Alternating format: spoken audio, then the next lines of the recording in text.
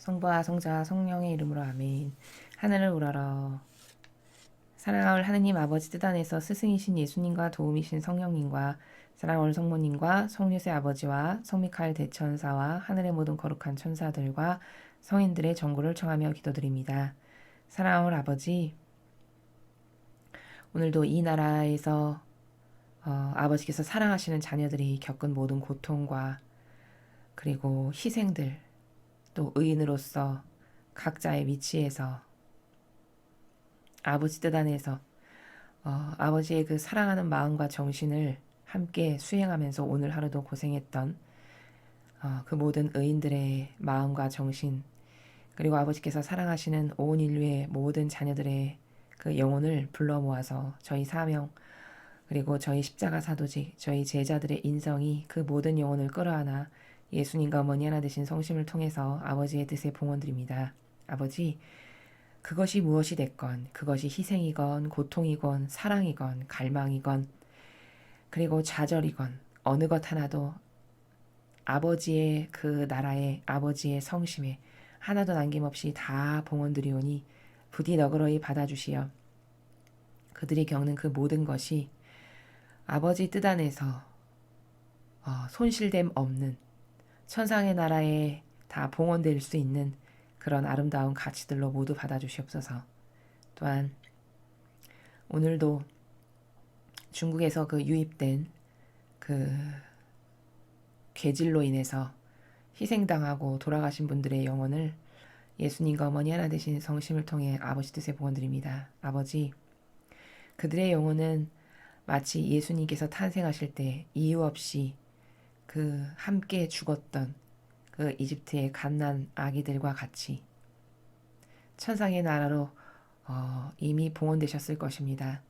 아버지께서 그들의 모든 희생, 헛되임 없이 아버지 나라에 들 수 있도록 자비를 베풀어 주시고, 그리고 이 나라에 살아가는 모든 영혼들 하나도 남김없이 이 강의에 초대하여 불러서 그들의 영혼을 아버지 뜻에 맡겨드리오니 그들의 사고방식과 정신과 마음 안에 사는 악을 주님의 거룩하신 빛으로 모두 물리쳐 이겨주시고 성령 하나님의 그 뜨거운 정화의 불길로 태워 없애셔서 이제 아버지의 뜻, 신적 질서, 진리가 이 대한민국에 살아가는 모든 국민이 따라가야 될 기준과 가치관과 질서, 경계가 될 수 있도록 축복하여 주시옵소서. 이 모든 기도 우리 주 그리스도를 통하여 비나이다. 아멘. 성부와 성자와 성령의 이름으로 아멘. 안녕하십니까. 하나님의 뜻 선교의 윤피아 수녀입니다. 오늘 아버지께서 주신 말씀을 통해서 하느님의 나라의 각기 다양한 아름다운 속성들과 그리고 원리들과 그리고 질서들, 그것들을 또 함께 학습해 보도록 하겠습니다. 2020년 3월 8일 사순 제2주일입니다.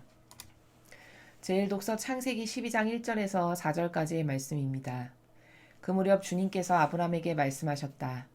네 고향과 친족과 아버지의 집을 떠나 내가 너에게 보여줄 땅으로 가거라.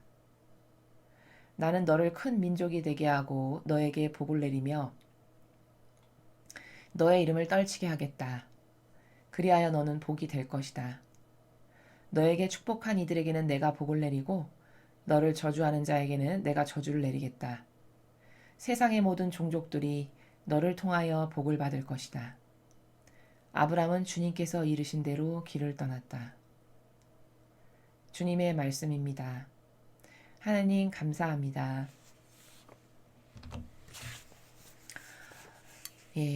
우리는 지금 1독서 창세기 12장 1절에서 4절까지의 말씀을 들었습니다. 오늘 이 1독서에서 우리가 주목해서 보아야 할 것은 하느님께서 왜 아브라함에게 이렇게 끊임없는 고통을 주셨을까? 즉 시험을 하셨을까?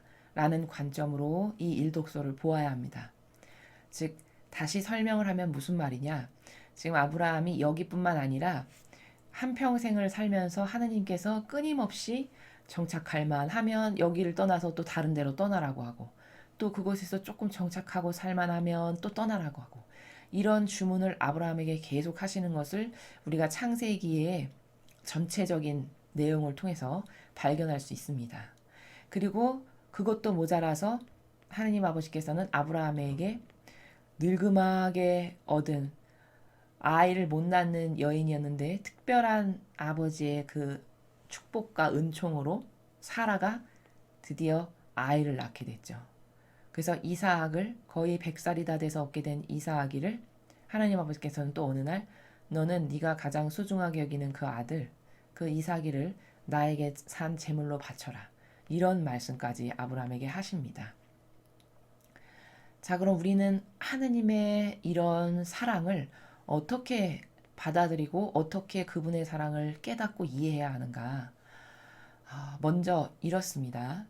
사람도 어느 정도 성장을 하게 되면은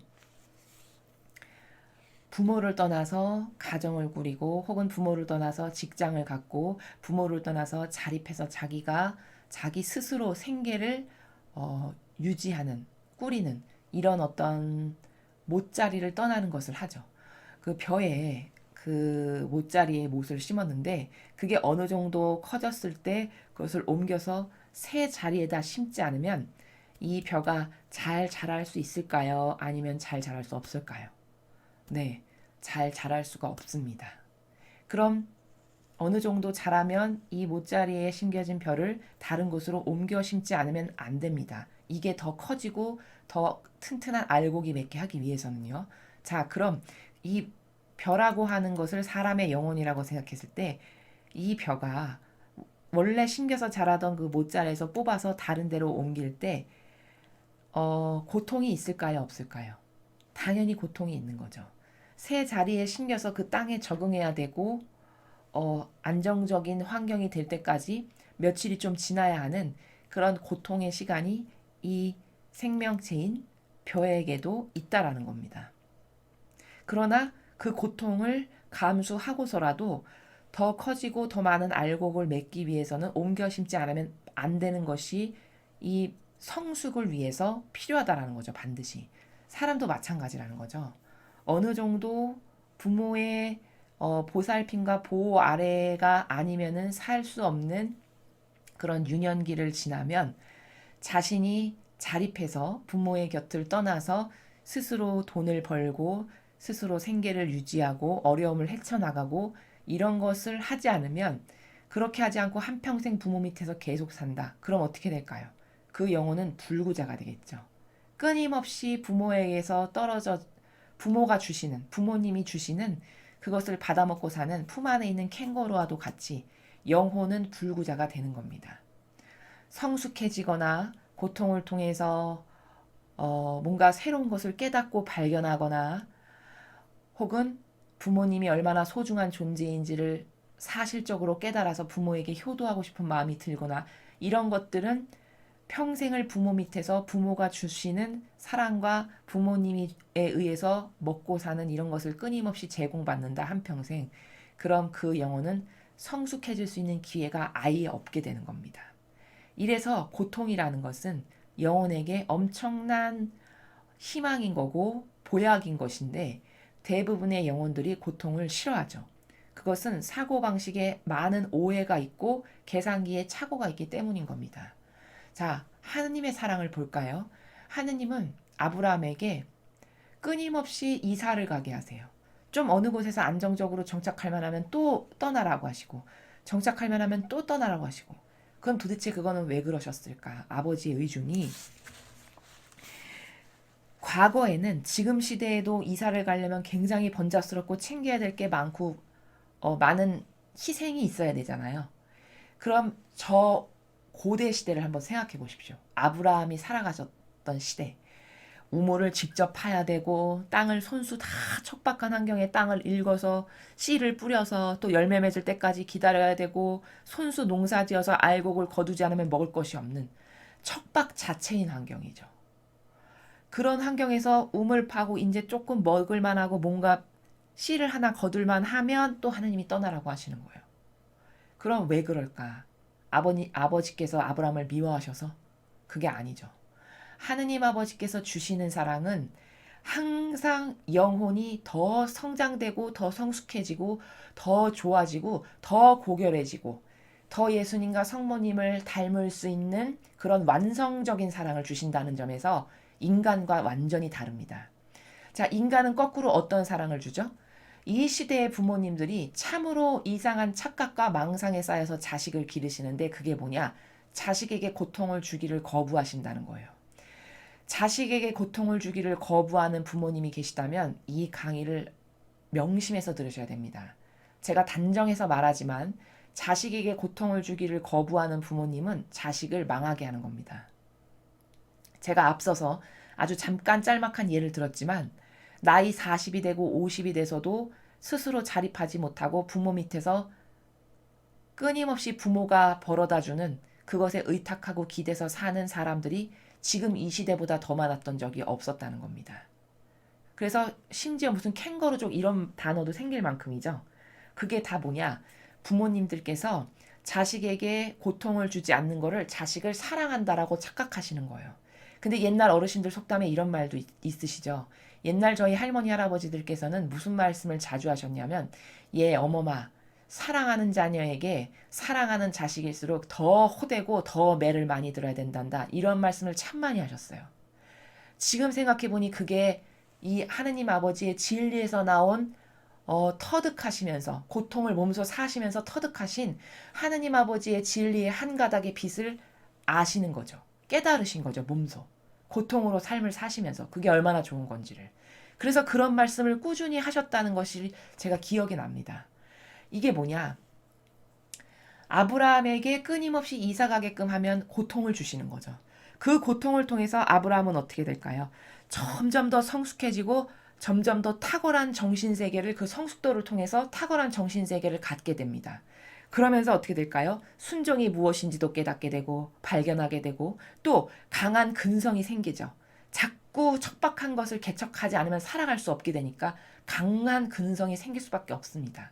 그럼 이런 순종하는 법, 강한 수많은 좋은 근성이 생기게 되고 또 탁월한 정신세계를 자꾸 고결한 정신세계를 갖게 됨으로써 마침내 어떻게 될까? 믿음의 조상이라는 그런 큰 정신세계를 갖게 되는 경지에 이르기까지 그 나라를 이 영혼 안에서 건설하게 하시는 것이 아버지의 목적이셨기 때문에 끊임없이 아브라함에게 고통을 허락하신 거다라는 겁니다. 그것의 절정이 뭐였냐? 네 자식을 바쳐라. 100살이나 돼서 겨우겨우 하나 얻은 눈에 넣어도 진짜 아프지 않을 만큼 그 정도로 소중하고 예뻐했던 그 자식 이사하기를 산 제물로 바치라고 명령하시잖아요. 그건 왜 그렇게 하셨을까? 아버지의 사랑이 마침내 아브라함에게 믿음의 조상이라는 나라를 건설하고 싶으신데 공짜로는 안 돼요. 근데 그동안 많은 훈련을 통해서 그런 텃밭이 닦였어요. 그리고 결정적인 쐐기를 박는 게 뭐였냐면 마지막으로 내가 너에게 테스트를 하나 해봐야 되겠다. 라는 의중으로 네가 얼마나 나를 신뢰하고 사랑하는지 그 믿음의 결정적 증거를 나에게 입증해 보여다오. 이 마음으로 아브라함을 테스트하신 거예요. 그래서 이삭이를 바쳐라고 했는데 그때 아브라함의 반응이 기가 막히죠. 이런 방법 아무 토를 달지 않습니다. 그런 하느님의 말씀에 지금의 이 허접하고 역겨운 저급한 사고방식의 나라에 살아가는 젊은이들 같아 보세요. 거기다가 어떤 토를 달까? 온갖 인간적인 이유 다 되겠죠. 아니 어떻게 그러실 수가 있어요. 그럴 거면 주시질 말든가 뭐 기타 등등의 더럽고 역겹고 추잡한 인간적인 이유를 다 갖다 대겠죠. 근데 아브라함은 그렇게 안 했어요. 말 한마디 없이 침묵 가운데 당장 그것을 실행에 옮기기를 이삭이를 데리고 그것도 장작을 펴서 태워야 되니까 제물로 바치려면 송수 장작을 패서 나무를 다 걷어가지고 다 보찜처럼 다 지고서는 묵묵히 칼을 준비해서 이삭이를 데리고 묵묵히 제물로 바칠 산으로 갑니다.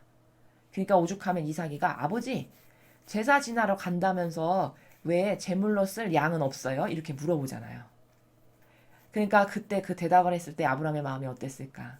아브라함이 그 말에 제물은 하느님 아버지께서 준비하실 거란다. 이렇게 대답합니다. 그리고 묵묵히 가요. 그리고 나서 결정적으로 이삭이를 장작불 위에 높이고 죽이려고 칼을 번쩍 드는 순간에 하느님 아버지께서 아서라. 내가 너의 믿음을 이제 완전히 확인했다. 그리고서는 너는 믿음의 조상으로 이렇게 번성할 거다라는 그 축복을 확 부으시는 겁니다. 결정적 사건으로 입증이 완전히 끝난 거예요. 그러니까 여러분이 인간과 하느님은 얼마나 다르냐면 하느님은 이렇게 다 정확하고 명확하고 다 사실적 열매를 다 보세요. 그리고서 축복을 부어야 할 크기를 다 임계질량을 정하시고 그 각각의 반향에 따라서 이렇게 부으시는 축복과 은총과 사랑의 나라가 다 다르다라는 거죠. 아주 정확하고 명확한 팩트에 근거해서 주신다는 거예요. 그래야지만 저 아브라함을 천상에 딱 갖다 놨을 때 마귀가 아니 하느님 믿음의 조상이라면서 그 믿음의 조상이라고 여기 천국에 갖다 놓은 거 아니에요. 근데 뭐 여기 딱 보니까 이삭이 바칠 때 좀 꿀꿀한 점이 있네. 이렇게 이의 제기를 할 게 없어야 되잖아요. 그러니까 모든 것을 다 사실적 실행의 열매의 나라의 결과치를 다 확인하신다는 거예요. 그렇게 해서 천상에 갖다 넣어도 아무도 거기에 이의를 제기하지 못할 만큼 이렇게 순결하고 명확하고 완벽하게 그런 것을 위해서 시험도 하시고 고통도 주시고 이게 다 뭘까? 이게 사랑의 나라죠. 여러분 이게 진실된 사랑의 나라예요. 진짜 사랑의 나라. 여러분 인간사에서 영원히 변치 않을 변덕스럽지 않을 그런 사랑을 여러분은 발견해 보셨나요? 저는 장담하건대 그런 사랑은 이 인간 세상사에 없습니다. 저 하느님 아버지께서 가지고 계신 저 사랑만이 영혼을 진짜 부자가 되게 하시는 거고 영혼을 성장하게 하시는 거고 영혼의 성숙도가 예수님과 어머니를 닮을 수 있는 고결함의 성숙도로 인도하시는 거고 저 사랑만이 변함이 없고 한결같고 그리고 거룩하세요. 완전히 자신이 배제되셨으니까. 이래서 하느님의 사랑만이 퍼펙트하고 완벽하고 아름답다는 거예요. 이 하느님의 사랑을 조금 닮은 게 세상에 부모님이 자식에게 주시는 내리사랑이에요. 그나마도 요즘 부모님은 자식에게 하느님의 이런 정신으로 사랑을 주시질 않아요. 그래서 캥거루족이라는 이런 말이 있고 나이 30, 40이 됐는데 아직도 자립을 못해서 부모 밑에서 살아가는 그런 젊은이들이 그토록 많고 고통을 주면 자식을 미워하는 걸로 착각하는 이런 정신병적 사고방식이 왜 생겼냐? 그게 다 이런 하느님의 사랑과는 다르기 때문이에요. 부모가 나에게 자식분들은 또 이렇게 생각하셔야 돼요. 부모님은 자식에게 고통을 주지 않는 게 내가 자식을 망하게 하는 거구나. 이거를 발견하시면 되는 거고 이 하느님 아버지의 사랑과 얼마나 다른가를 비교하실 때 또 자식이 되는 분들은 어떻게 생각하셔야 되냐. 부모님이 쓴소리하고 호되게 회초리를 드시고 나를 때리고 나에게 어떤 나쁜 말을 하셨다. 그럼 그걸 어떻게 받아들여야 정상인입니까? 엄마가 혹은 아빠가 나를 이 정도로 사랑하시는구나. 라고 받아들이는 게 정상적인 사고방식이에요. 근데 어떻죠? 다 거꾸로 생각하죠. 요즘 시대의 사람들은. 때리고 징계하고 훈육하면 아주 호되게 훈육하면 자식은 어떻게 생각하느냐? 나를 미워한다고 생각해요. 부모가. 그래서 싫어해요. 그리고 요즘 시대에 이런 병든 정신세계와 이런 병든 인간의 감성을 타고 역사하는 마귀가 다 이런 것들인데 그렇기 때문에 자식의 사고방식의 성숙도가 과거 학교도 못 나오신 어르신들보다 그토록 많이 떨어지는 거예요. 저희의 부모님이나 할머니, 할아버지들 6.25 전쟁을 겪었고 이 나라를 이토록 번영으로 이끄시는데 엄청난 기여를 하셨던 그분들은 비록 초등학교밖에 못 나오고 심지어 글씨를 모르시는 분들도 그렇게 많으셨는데 그분들의 정신세계의 수준이 오늘날의 대학원 나온 이런 젊은이들의 수준보다 훨씬 더 높아요. 저는 장담하건대. 그건 왜 그러냐? 고통으로 다져진 것만이 최고라는 거예요. 고통으로 다져질 때만이 인간은 사람이 되고요. 겸손해지고 자기 존재를 깨닫게 되고 그 고통을 통해서 수많은 가치가 창출돼요. 그때서야. 성숙해지고 부모도 사랑하는 마음이 그때서야 생기고 내가 이런 걸 잘못했구나 깨닫게 되고 이래서 고통이 영혼에게 엄청난 보약이고 명약이고 하느님 아버지께서 나에게 고통을 허락하셨다는 것은 나를 정말 많이 사랑하시는구나. 그 고통을 통해서 나를 얼마나 성숙하게 하고 싶으시면 얼마나 많은 것을 부어주고 싶으시면 나에게 고통을 주실까. 이게 정상인의 사고방식이거든요. 지금 다 거꾸로 생각하죠. 이래서 나라가 병든 거고 이래서 시민의식의 수준이 너무 저급해진 거예요. 이게 다 뭐냐? 하느님 아버지께서 이 아브라함에게 주시는 저 고통의 사랑의 나라가 뭔지를 모르는 저급한 인간. 그래서 그저 친절이 사랑인 줄 알고 돈 주고 잘해주고 격려하고 입안에 혀처럼 굴면 그게 사랑인 줄 아는 착각하는 이 저급한 마인드와 정신세계에서 계속 살면 어떻게 될까요? 그 영혼에겐 희망이 없습니다. 여러분, 아브라함에게 아버지께서 이토록 고통을 계속 주시고 마침내 절정으로 시험하시기를 네 자식 이삭을 바쳐라.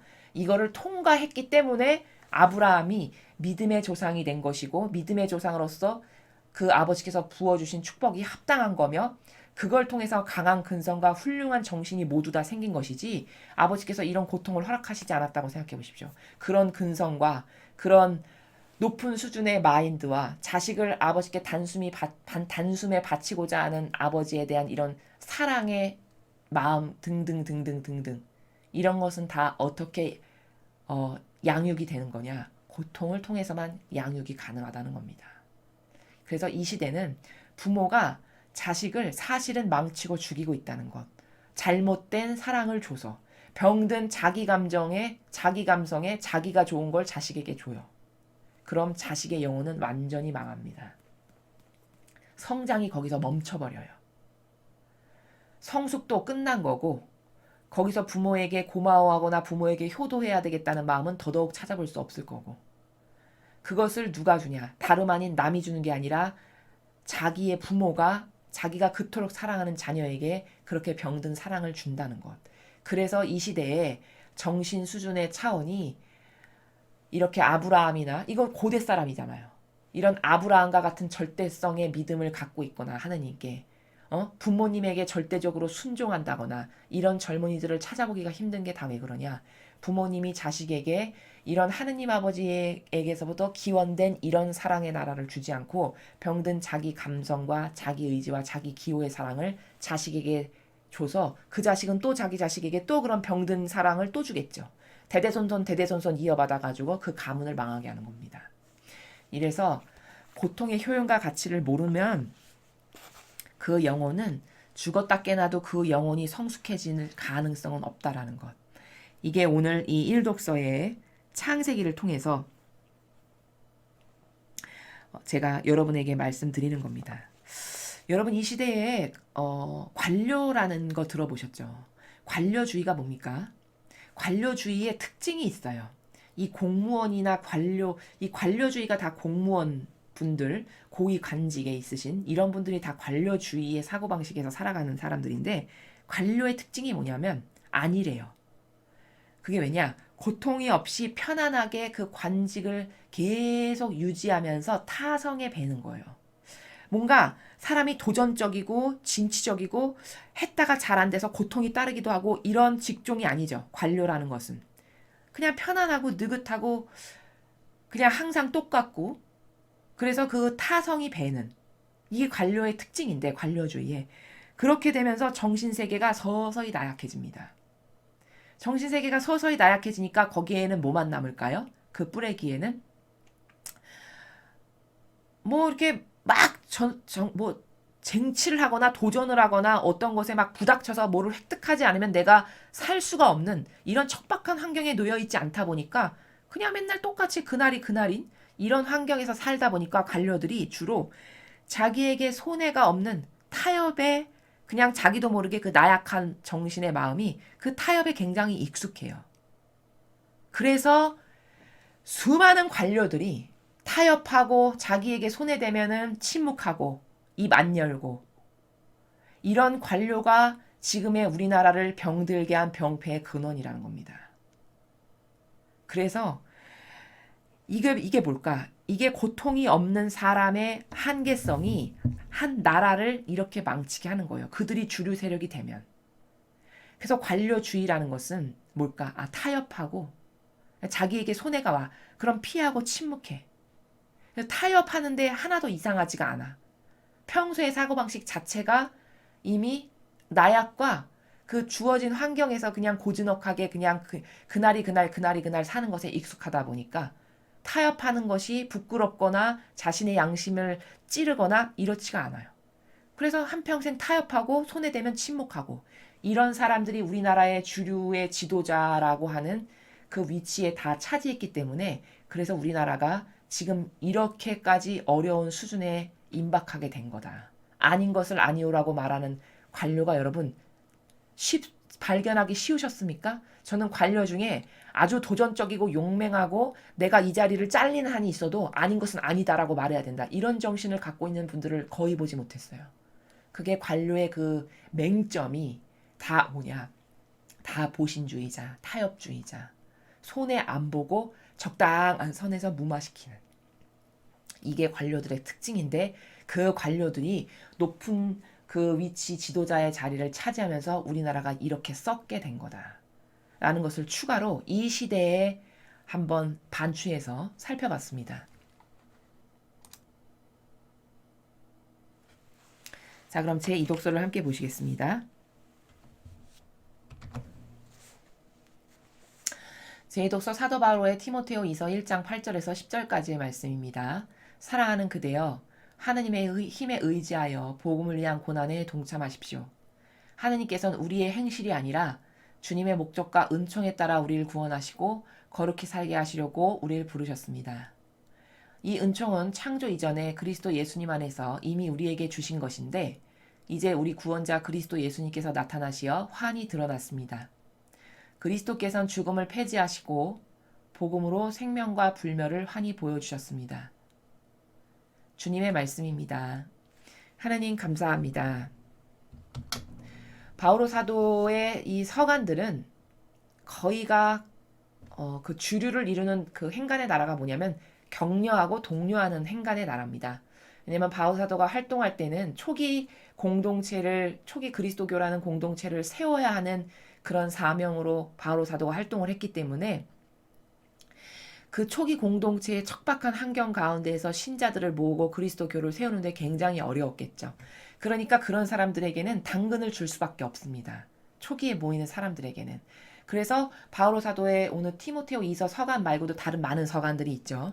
그런 서간에서 주로 보이는 그 행간의 나라는 다 뭐냐면 바오로 사도의 의지가 이런 어떤 신자들을 독려하고 결속해서 하나로 결집하고 하나로 단단하게 묶이게 해가지고 그리스도교라고 하는 공동체를 세우는 데 목적성이 있었구나. 이런 것을 전반적 큰 관점에서 볼 수 있습니다. 그리고 특별히 오늘 이 독서에서 보아야 될 것들은 하느님의 힘에 의지하여 복음을 위한 고난에 동참하십시오. 하느님의 힘에 의지한다는 건 뭘까요? 인간의 뜻으로 무엇을 할 건 하나도 없고 하느님의 전능에 힘입어서 그분의 엄청난 능력과 전능에 힘입어서 여러분도 복음을 전하는 그 고난에 함께 동참하라. 하느님의 전지전능하심에. 그리고 복음을 위한 고난은 뭘까요? 구원을 위한 그분이 하신 고난 있죠? 구원을 위해서 그분이 다 스스로 자원하신 고난, 여러분도 거기에 함께 하십시오. 이 말이죠. 하느님께서 우리의 행실이 아니라 주님의 목적과 은총에 따라 우리를 구원하시고, 우리의 행실이 아니라는 뭘까요? 우리의 행실이라는 것은 우리가 인간적으로 뭘 행한 것, 우리가 인간적으로 뭘 해서 인간적인 행실로 구원될 게 어디가 있습니까? 인간이. 역겨운 인간의 자신의 자아만을 따르는데 그 행실을 말하는 거예요. 우리의 인간적인 행실 때문에 구원된 게 아니고 순전히 하느님께서 우리를 구원하시고자 하시는 목적에 의해서 예수님의 희생에 의해서 구원된 거다라는 말이죠. 그리고 쭉 보면은 근데 이제 그게 어떻게 드러났냐 우리에게 죽음을 폐지하시고 예수님께서 복음으로 생명과 불멸을 환히 보여주셨습니다. 그래서 예수님께서는 우리에게 사실적 모범으로서 이 지상에 오셔서 12제자를 통해서 보여주신 사실적 모범의 나라가 있잖아요. 아버지의 나라는 이런 거란다 얘들아. 가르치셨고 몸소 사셨고 모범으로 보이신 그것을 통해서 우리에게 보여주셨다. 복음으로 생명과 불멸을 환히 보여주셨다는 건 무슨 말이냐면 그 몸소 사신 나라, 몸소 모범으로 보여주신 그 나라를 통해서 불멸의 세계를 환히 우리에게 보여주시고 제시하셨다. 그러니 여러분도 이제 그 예수님께서 영혼을 구원하기 위해서 하신 고난에 여러분은 그리스도인이므로 함께 동참해야 된다. 라고 지금 티모테오에 살아가는 그 신자들에게 격려하고 독려하는 그런 내용이다. 이렇게 간단하게 보시면 되겠습니다. 그럼 오늘의 복음을 보시겠습니다. 마태복음 17장 1절에서 9절까지 말씀입니다. 주님 영광 받으소서. 그 무렵 예수님께서 베드로와 야고보와 그의 동생 요한만 따로 데리고 높은 산에 오르셨다. 그리고 그들 앞에서 모습이 변하셨는데 그분의 얼굴은 해처럼 빛나고 그분의 옷은 빛처럼 하얘졌다. 그때 모세와 엘리야가 그들 앞에 나타나 예수님과 이야기를 나누었다. 그러자 베드로가 나서서 예수님께 말하였다. 주님, 저희가 여기서 지내면 좋겠습니다. 원하시면 제가 초막 셋을 지어서 하나는 주님께, 하나는 모세께, 또 하나는 엘리야께 드리겠습니다. 베드로가 말을 채 끝내기도 전에 빛나는 구름이 그들을 덮었다. 그리고 그 구름 속에서 이는 내가 사랑하는 아들, 내 맘에 드는 아들이니 너희는 그의 말을 들어라 하는 소리가 났다. 이 소리를 들은 제자들은 얼굴을 땅에 대고 엎드린 채 몹시 두려워하였다. 예수님께서 다가오시어 그들에게 손을 대시며 일어나라. 그리고 두려워하지 마라. 하고 이르셨다. 그들이 눈을 들어 보니 예수님 외에는 아무도 보이지 않았다. 그들이 산에서 내려올 때 예수님께서는 그들에게 사람의 아들이 죽은 이들 가운데서 되살아날 때까지 지금 본 것을 아무에게도 말하지 마라. 하고 명령하셨다. 주님의 말씀입니다. 그리스도님 찬미합니다. 예, 오늘 복음을 통해서 우리가 좀 배워야 할 것이 많습니다. 차근차근 하나씩 살펴보시면요. 1절에 17장 1절에 베드로와 야고보와 그의 동생 요한만 따로 데리고 높은 산에 오르셨어요. 예수님께서. 자, 저기서 우리가 배울 수 있는 건 예수님의 그 아버지의 뜻의 나라의 질서를 보면은 3명만 따로 데리고 가셨다는 거예요. 그럼 왜 그러셨을까? 자, 여기서 우리가 이 앞전에서 사랑의 나라에 대해서 이제 많이 배웠죠. 하느님 아버지께서는 사람의 반향에 따라 주시는 사랑의 경계가 다 다르다고 말씀드렸습니다. 자, 그럼 뭘까? 저 3명에게 주시고자 하시는 사랑의 나라가 다른 제자들의 사랑의 나라와 좀 다른 거죠. 분명히 저렇게 사랑은 차별화가 된다는 것을 우린 1절에서 볼 수 있어요. 그럼 왜일까? 저 3명에게 특별한 아버지의 아버지께서 허락하신 특별한 역할들이 있었다는 거죠. 그렇기 때문에 3명은 따로 데리고 가셨다라는 거예요. 사랑의 나라에서 보면 이 3명을 다른 제자보다 더 사랑하셨구나를 또 입증할 수 있어요.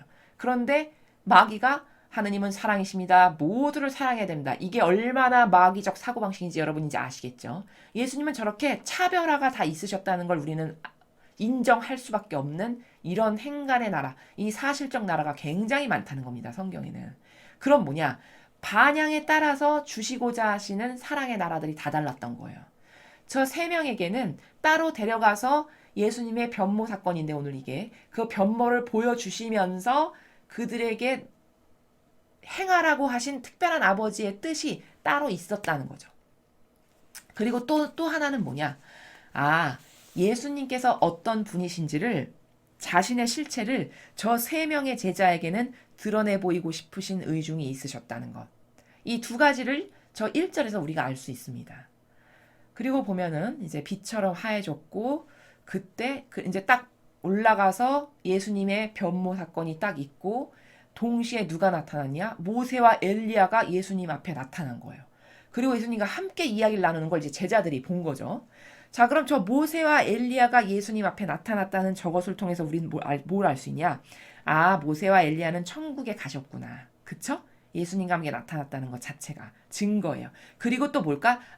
예수님과 같은 차원에서 지금 계시구나. 라는 것을 또한 여기서 발견할 수 있죠. 같은 차원이니까 이야기를 나눌 수 있고 같은 차원이니까 함께 나타난 거죠. 자, 그 다음에 그러자 베드로가 나서서 이 변모 사건을 보고 너무나 놀라운 사건을 지금 3명이 목격하고 있는 거예요. 눈앞에서. 하얘지신 것도 놀랄 일인데 모세와 엘리야가 나타나서 막 대화를 나누셔.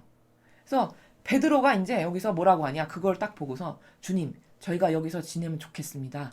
원하시면 제가 초막셋을 지어서 하나는 주님께, 하나는 모세께, 또 하나는 엘리야께 드리겠습니다. 이렇게 이야기를 해요. 그리고 이 마테오 복음에는 안 나오는데 다른 복음에서는 이 같은 사건을 두고 사탄아 물러가라. 너는 하느님의 일은 생각하지 않고 인간의 일만 생각하는구나. 이렇게 꾸짖으십니다. 베드로가 저 말을 했을 때. 자, 그럼 왜 예수님은 베드로는 저게 엄청 좋은 선이잖아요, 여러분. 스승님에게 집을 지어드려가지고 여기서 살게 해드리고 싶다는데 저걸 왜 사탄이 뭐야 세상에 그렇게 이야기하는 베드로에게 이렇게 볼 수밖에 없어요. 인간적인 관점에서 살아가면. 그럼 뭘까? 왜 그럴까? 지금 베드로가 그 인간적인 나라에서 머물러 있었던 거예요. 정신세계가. 예수님은 지금 신적인 나라에서 변모를 하시고 신적인 나라에서 모세와 엘리야와 대화를 나누시는데 베드로 사도의 그 인간적인 그 수준의 나라는 그걸 보고 그냥 너무 좋고 그냥 너무 놀랍고 자기가 무슨 말을 하는지도 모르고 지금 이렇게 이야기를 하는 거예요. 주님 여기서 지내면 좋겠습니다. 제가 집을 져드릴게요. 여기서 지내시죠. 그럼 하느님 일은 하지 말고 여기서 호의 호식하면서 그냥 지내자 뭐 이런 거잖아요. 베드로의 말은. 그러니까 다른 복음에서 다른 성경에서는 뭐라고 하시냐면 이 사탄아 물러가라. 너는 아버지 일은 생각 안 하고 사람의 일만 생각하는구나. 이렇게 꾸짖으신다고요. 그러니까 뭘까? 여기서 우리가 배워야 될 중요한 게 있는데요. 인간적이라고 하는 건 사람 안에 살아가는 그 인간적이라고 하는 속성 있죠, 여러분. 그게 얼마나 악한 것인지를 사람이 잘 깨닫지를 못해요. 리얼성이 떨어진다는 거죠, 제 말은. 근데 베드로는 저렇게 예수님께 저거 인간적으로 봤을 땐 굉장히 좋은 나라고 스승을 공경하는 거고 사랑하는 나라잖아요. 근데 저기다 사탄아 물러가라고 하셨단 말이에요. 그럼 영적 본질의 나라에서는 저 베드로가 가지고 있는 저 인간적이라고 하는 속성, 여기서 집을 지어서 고즈넉하게 살았으면 좋겠다라고 하는 그 인간적인 속성이 아버지 뜻을 가로막는다는 거잖아요. 예수님이 말씀하시는 것을 토대로 우리가 발견하기를. 그럼 뭘까? 그런 인간적인 작은 사람 눈에 봤을 때 별것도 아닌 오히려 착해 보이고 좋아 보이는 저 인간적이라고 하는 속성을 갖고 있으면 마귀가 쓰는 도구가 된다는 겁니다. 오늘 여기서 베드로는 마귀가 쓰는 도구가 된 거예요. 저 4절의 나라를 통해서 우리가 봤을 때. 그러니까 자기가 무슨 말 뱉는지도 모르고 그냥 그것에 황홀경에 빠지고 너무 좋고 이렇게 그리스도께서 내가 모시는 스승님이 이렇게 대단하신 분이구나. 여기서 이렇게 집 짓고 잘 살았으면 좋겠다. 그냥 베드로는 이게 다거든요.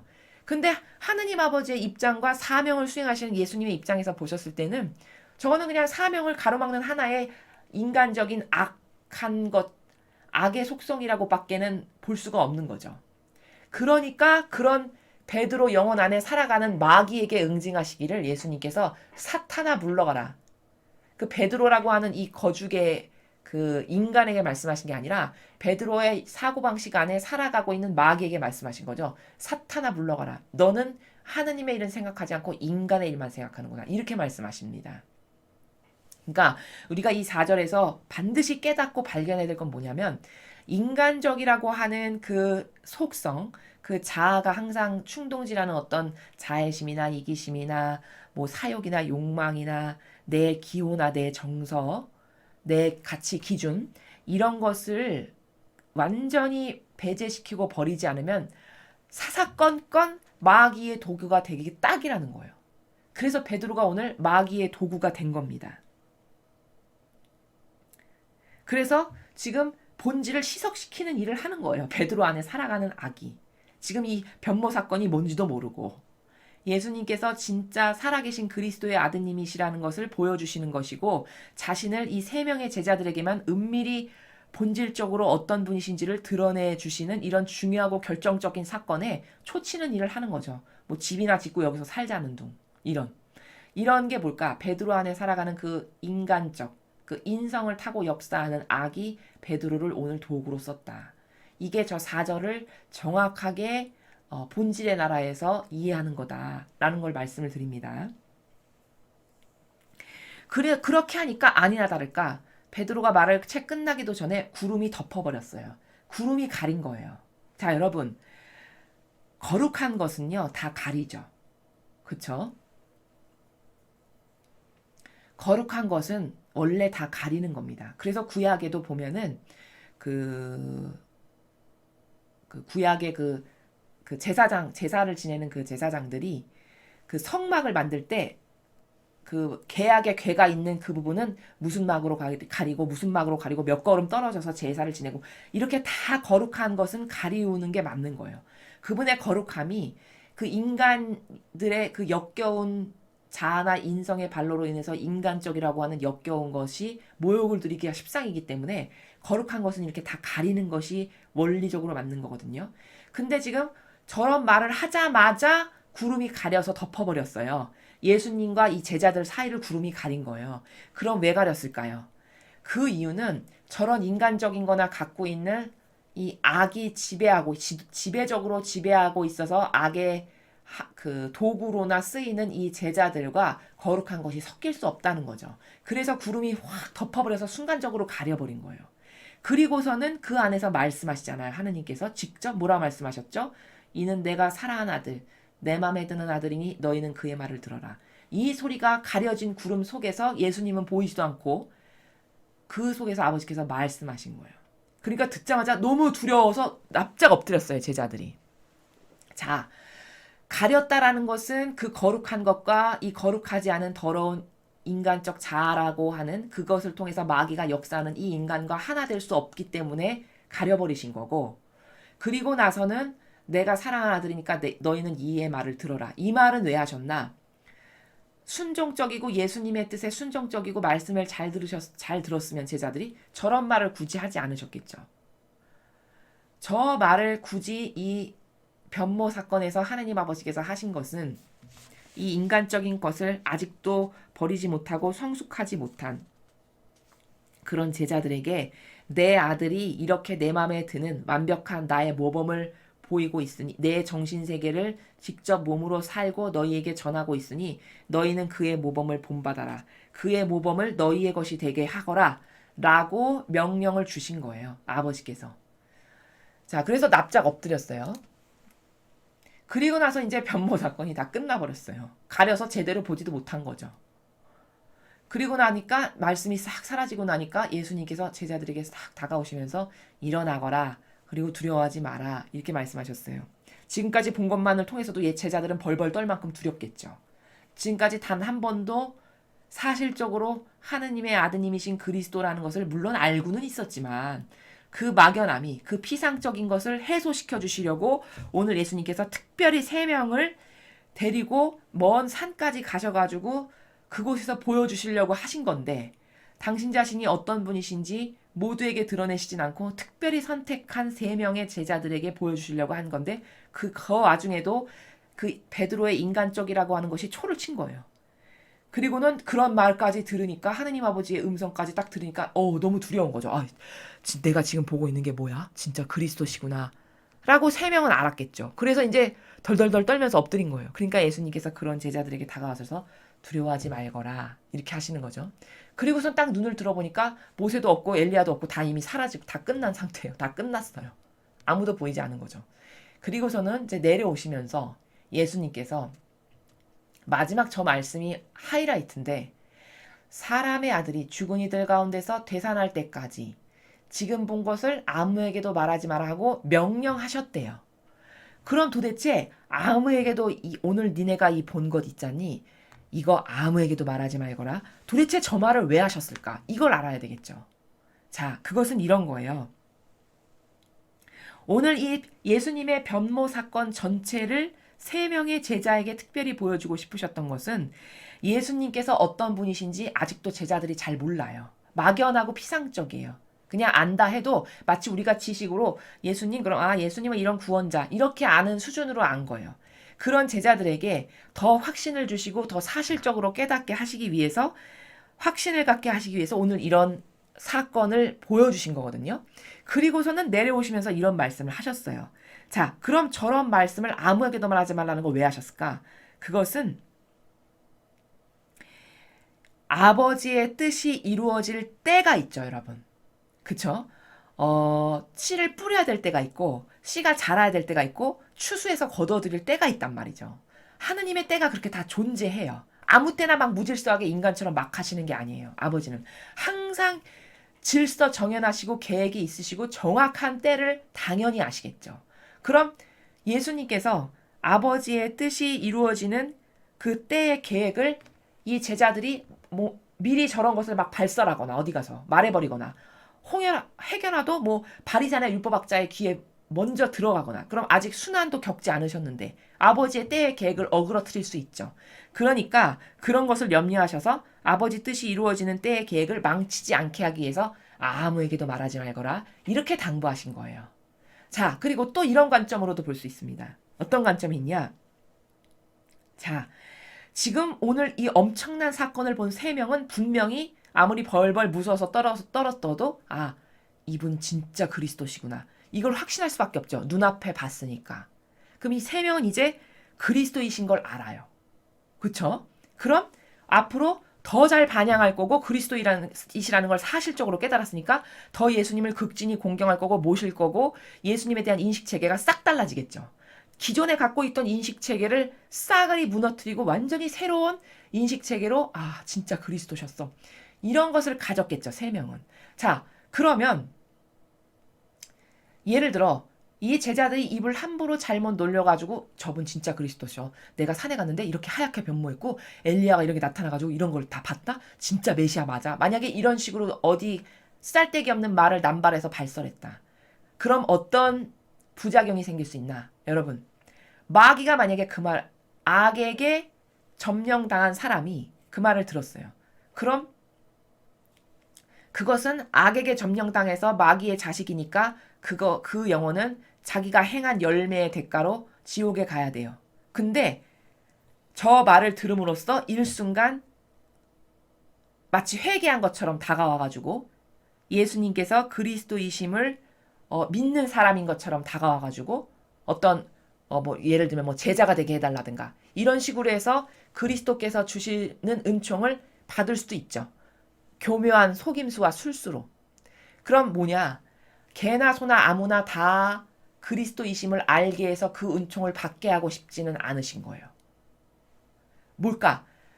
확실히 믿고 확실히 알고 절대성과 유일성의 나라에서 올바르게 그리스도이심을 알아가지고 깨달아서 반영한 그 알곡들만을 추려서 하늘나라에 갖다 놓는 게 합당하고 맞는 건데 아버지의 법칙과 질서에서 봤을 때 이런 게 잘못 남발되고 발설되면 어떻게 되냐? 마귀의 자식까지도 와가지고 순간 회개한 것처럼 회개한 어린 양인 것처럼 다가와가지고 그리스도가 주시는 그 은총을 받을 수도 있잖아요. 이를테면 그렇게 되면 뭘까? 하느님 아버지께서 이것은 합당하지 않은데 이 영혼에게도 그리스도의 은총을 나눠주실 수가 있는 부작용이 생길 수 있다라는 거죠. 그런 것을 방지하고 싶으셔서 그게 아버지 뜻이 아니시니까. 그쵸? 그러니까 그런 부작용이 끼지 않게 하기 위해서 그런 악의 역사가 일어나지 않게 하기 위해서 자격이 안 되는 것들도 우르르 몰려와서 그리스도여 메시아가 주시는 은총을 받게 하고 싶지 않으셔서 아무에게도 말하지 말거라 이렇게 하셨다라는 겁니다. 이해가 되시죠? 그러니까 이런 거죠. 문재인 씨나 조국 씨나 임종석 씨나 뭐 박원순 씨나 기타 등등의 이 수많은 사람들은 지금까지 행해놓은 악의 열매적 결과로 봤을 때 지옥 가기 합당한데 이를테면 여기 이런 사람이 있는데 이런 사람에게 가면은 이런 은총을 준대. 예를 들어서 이런 소문을 남발해가지고 그들의 귀에도 들어갔어요. 그럼 그들이 엄청 회개하고 뉘우쳐가지고 자기도 이제 다시는 이런 짓 안 하고 그리스도인으로 살겠습니다. 이런 코스프레를 하면서 다가오겠죠. 그런 코스프레해서 다가오는 그런 것들에게까지도 은총을 주고 싶지는 않으시다는 거예요. 아버지의 공정하신 정의가. 그러니까 얘들아 너희가 오늘 본 거 절대 아무에게도 말하지 말거라. 그 은총이 합당하지 않은 마귀들에게도 그 귀에게도 들어가게 하면 안 된단다. 이런 의미도 있다는 겁니다. 이게 두 번째 의미예요. 그러니까 여러분 얼마나 예수님이 세밀하시고 섬세하시고 아버지의 질서가 정확하고 명확하신지 아시겠죠? 이렇게 하느님은 이 은총을 나눠주시는 것에 있어서까지도 이렇게 반향에 따라서 주시는 나라가 다 달랐어요. 허용하시고 허락하시는 나라도 다 다르고. 그럼 이거를 자비를 하나로 본다는 건 완전히 예수님하고는 정반대인 마귀적 수성인 걸 오늘 명확히 아시겠죠. 이 마귀가 특히 로마 가톨릭이 사랑이라는 그 속성 있죠. 자비라는 속성을 가지고 장난을 참 많이 쳐요. 마귀가. 그 인간의 병든 그 유려하고 교묘한 속성으로 완전히 병든 인간의 감성을 자극해가지고 모두를 사랑해야 된다, 뭐 인권을 존중해야 된다, 기타 등등의 수많은 프레임을 갖고 와가지고 사람들이 자비는 누구에게나 동등해야 되는 것처럼 요렇게 속인단 말이죠. 그러나 오늘 예수님께서 이렇게 하신 것을 보면 심지어 저 은총까지도 돌아가기에 합당치 않은 자들이 있다는 거예요. 그렇게 다 가려서 경계가 분명히 존재하고 저런 위대한 은총은 완전히 예수님께 하나 되고 속하고 용해되고 절대성과 유일성으로 입증을 딱딱 해드리는 그런 영혼에게만 합당하다. 그러니 아무에게도 말하지 말거라. 이런 나라가 존재하는데 감히 어디 이런 섬세하고 디테일하고 경계가 명확히 있는 자비의 나라에다가 감히 마귀가 뭐 모두를 사랑해라. 하느님은 모두를 사랑하신다. 도룡뇽 사랑해야 되고 뭐 자연보호도 여러분 도룡뇽 사랑 자연보호 인권보호보다 더 사랑해야 되는 게 뭡니까? 영원히 마귀밥이 되지 않게 해야 되는 게 가장 우선시돼야 되는 거예요. 하느님의 이 사랑의 나라의 관점에서 보면 왜? 영혼 하나가 지옥 가는 거는 두 번 다시 그걸 살릴 수 없다라고 하셨어요. 똑같은 영혼으로 다시 탄생시킬 수가 없으니까. 그럼 이 영혼의 패망을 가장 가슴 아파야 되는 게 맞습니까? 도룡뇽 보호하고 인권보호, 자연보호, 생명존중운동 이게 더 중요합니까? 그럼 또 제 말을 곡해해서 야 그럼 너는 도룡뇽도 죽이고 뭐 인권도 죽이고 막 하라는 얘기냐? 이 말이 아닙니다. 우선시돼야 될 이 우선사항이 하느님의 나라에는 아주 명확하고 체계적으로 다 있다는 거예요. 영혼을 죽이는 것보다 더 사악하고 역겹고 심각한 마귀는 없어요. 그렇기 때문에 하느님 아버지께서는 이 교회에게 너는 영혼 암살자다 이렇게 말씀하셨다고요. 그럼 영혼은 매일 죽이면서 엄청 착한 것처럼 도령령 보호, 생명 보호, 인권 존중, 나태 방대 운동, 그 난민 받아들여야 되고 소수 약자 우대해야 되고 이건 도대체 얼마나 사람을 속이는 간교한 마귀의 혐입니까? 이것에 한평생 모든 사람들이 지금 다 속고 있는 거거든요. 그래서 오늘 이 복음을 통해서 이렇게 명확한 경계가 있구나. 여기 제자들을 3명만 데려간 것도 분명히 사랑의 나라의 경계가 다 다르다는 것을 보여주시는 하나의 단적인 예예요. 그래서 오늘 우리가 복음과 지금 독서들을 통해서 오늘 고통과 사랑의 나라에 대해서 특별히 배웠는데 인간이 생각하는 그 고통이라는 것과 하느님께서 생각하시는 고통, 하느님께서 생각하시는 사랑의 나라, 인간이 생각하는 이 병든 사랑의 나라가 얼마나 다른지를 여러분 명확하게 아셔야 돼요. 명확하게 아셔야만 더 이상 속지 않을 수 있고요. 이제 그 분별의 기준의 눈으로 여러분 세상의 모든 지도자, 리더 혹은 선과 악의 세력 이런 것을 다 여러분이 이제 배우신 그 관점으로 하나하나 잘 뜯어보시고 살펴보십시오. 그럼 반드시 거기서 누가 진짜고 누가 착한 척하는 코스프레의 마귀인가를 이젠 다 아실 수 있어요. 그래서 이제 더 이상 속지 마시고 우리 자체가 나 자신이 진리로서 무장이 됨으로써 더 이상은 마귀에게 동조하거나 협력하는 이런 불행한 반복적인 것을 더 이상 안 하는 그런 우리들이 되어야겠습니다. 이상으로 2020년 3월 8일 사순 제2주일 복음해설을 마치겠습니다. 감사합니다.